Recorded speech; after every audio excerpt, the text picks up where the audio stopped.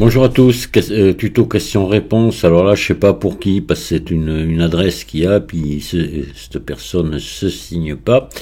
Donc, voilà quoi, il se reconnaîtra s'il me parle d'une histoire de problème de booléen qu'il n'arrive pas à faire. Il est débutant, apparemment très très débutant, parce que voilà, quand on n'arrive pas à faire ça, c'est que vraiment voilà. Donc il m'a dit qu'il veut essayer de faire une piscine. Bon, et je vais essayer de t'expliquer les booléens, les booléens. Tu me dis que tu le fais par le modificateur booléen. Bon, on va voir. Pour moi, déjà, ça va pas pour faire une piscine. Presque sûr que c'est pas bon. Voilà.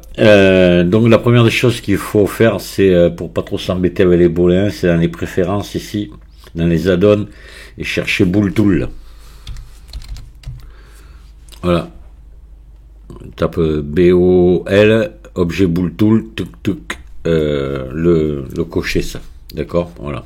Après, on va voir pourquoi. Bon, allez, j'ajoute, tu me dis, je veux faire dans un cube et mettre un deuxième cube dans le premier et faire un effet booléen. Ouais. Bon, ok, mais pour une piscine, ça, c'est pas idéal. Hein. Je fais bon, Shift D. Je le monte, je le réduis. Voilà. Et là, si je veux faire un effet booléen dans mon cube, c'est simple. Je sélectionne ici mon objet, mon cube, et je fais CTRL-. Maintenant que après avoir installé Booltool, CTRL-. Et voilà, tout simplement. Et ici, il y a le modificateur qui s'est ouvert automatiquement. Là, je peux faire parce que des fois, quand ça marche mal, il faut essayer en rapide. Si ça marche pas en exact, essayer en rapide et inversement. D'accord? Voilà. Et là, l'avantage qu'il y a, c'est que je peux même maintenant bouger ici mon emporte-pièce, en quelque sorte, le modifier. Et ça, par exemple, si je faisais ici des biseaux tout le tour, voilà, je le passe en mode édition, je sélectionne Starret,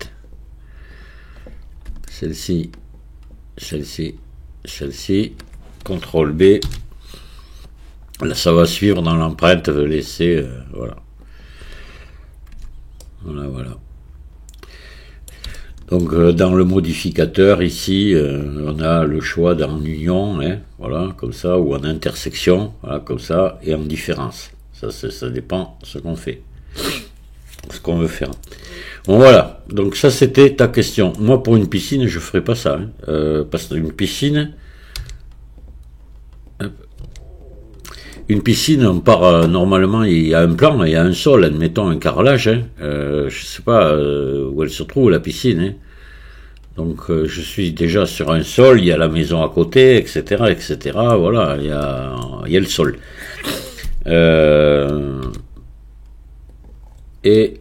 que je ferai, moi déjà, ma piscine, je me la tracerai là. Alors je veux qu'elle soit par exemple dans le coin là, CTRL R. Alors on va mettre ici des CTRL R. Voilà, puis ma piscine, je veux qu'elle soit ici là. Donc là, je vais prendre ça ici, je vais faire I pour faire des internes. Voilà, et puis extrude. Et voilà. Et au besoin, après, si je veux faire des bordures, je fais un CTRL R ici. Voilà. Je vais relever maintenant toutes ces faces. Voilà. Extrude. Là. Et puis rebaisser peut-être un peu ici là. Je prends tout ça, je rebaisse là, voilà. Une piscine, voilà comment je la vois, plutôt que d'aller travailler avec des booléens. Bon. Voilà. J'espère que ça t'a aidé, mais si je vais te donner un conseil. Si t'en es à t'embêter avec des histoires de booléens et tu t'es déjà attaqué à modéliser une piscine, tu mets la charrue avant les bœufs. Faut commencer, je le dis toujours, on commence par le verre, la bouteille, l'assiette, la fourchette, etc. Et on monte, mais on s'attaque pas de l'architecture déjà quand on débute. Hein. Voilà, bon, enfin, maintenant, chacun fait ce qu'il veut. N'empêche que tu peux toujours venir demander les conseils que tu veux, je te les donnerai. Ah, tiens, un autre truc ici, si tu voulais, par exemple, que ta piscine, voilà, elle parte en, comme c'est souvent le cas, hein, voilà. D'accord? Allez, je vous salue à tous et je vous dis à très bientôt. Au revoir.